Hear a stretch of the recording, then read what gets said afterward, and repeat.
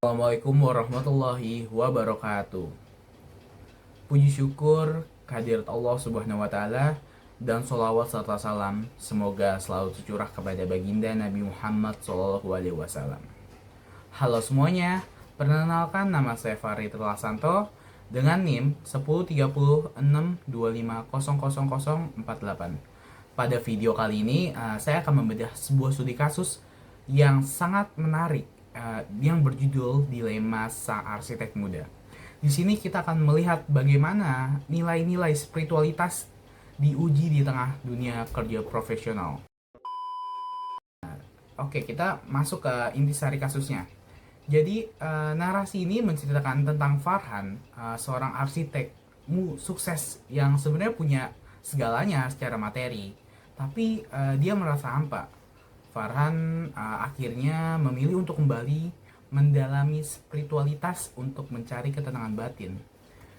Namun setelah ia menata hidupnya, ia justru dihadapkan pada dua tantangan besar, yaitu dilema pekerjaan yang secara etika agama itu meragukan, dan adanya gesekan antar staf di kantornya mengenai penggunaan ruang ibadah. Kita masuk ke analisis masalah dan pendapat. Dari kisah Farhan, ada beberapa poin masalah yang saya soroti. Yang pertama, masalah krisis identitas dan tujuan hidup. Meskipun sukses, Farhan merasa hampa. Menurut saya, ini terjadi karena setiap manusia punya fitrah bertuhan. Ketenangan sejati itu tidak bisa dibeli dengan materi, tapi didapat dengan mengingat Allah.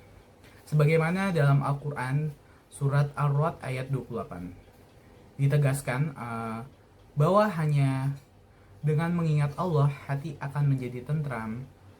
Langkah Farhan kembali beribadah adalah cara dia menyelaraskan kembali tujuan hidupnya.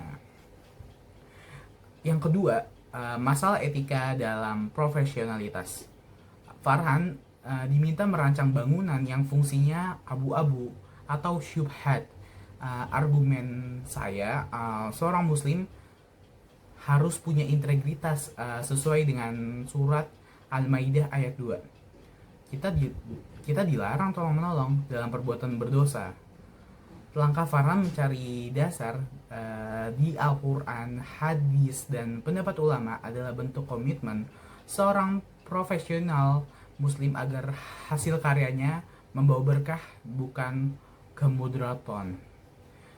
Masalah ketiga, masalah toleransi dan hubungan sosial. Terjadi ketegangan soal ruang ibadah antar staf yang beda keyakinan. Sebagai pemimpin yang santun, Farhan harus adil. Prinsipnya jelas dalam surat Al-Kafirun ayat 6. Untukmu agamamu dan untukku agamaku. Kita menghormati hak ibadah orang lain tanpa harus mengorbankan akidah kita sendiri. Inilah esensi dari saling menghormati antar umat beragama. Sebagaimana kesimpulan dari sosok Farhan, kita belajar bahwa menjadi profesional di bidang apapun, baik arsitek maupun orang IT seperti saya yang di teknologi informasi, dan etika harus selalu jadi kompas utama. Sukses materi itu bagus, tapi punya ketenangan batin itu jauh lebih berharga. Demikian yang saya sampaikan. Terima kasih atas perhatiannya. Mohon maaf bila ada kekurangan. Wassalamualaikum warahmatullahi wabarakatuh.